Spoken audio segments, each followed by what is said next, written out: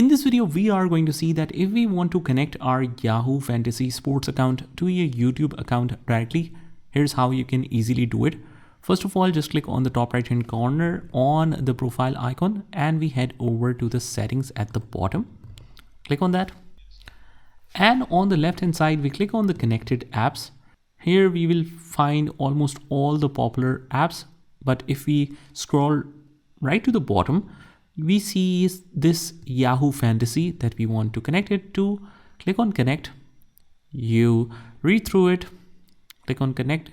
If you're sure about that, click on continue. And basically it will redirect you to the window of entering the Yahoo credentials. As soon as you enter this, select next, then you should be good to go and your account will be attached to Yahoo Fantasy. So that's pretty much it, guys. I hope you found this video helpful, and if you did, hit the like button and subscribe to our channel, and I will see you in the next one.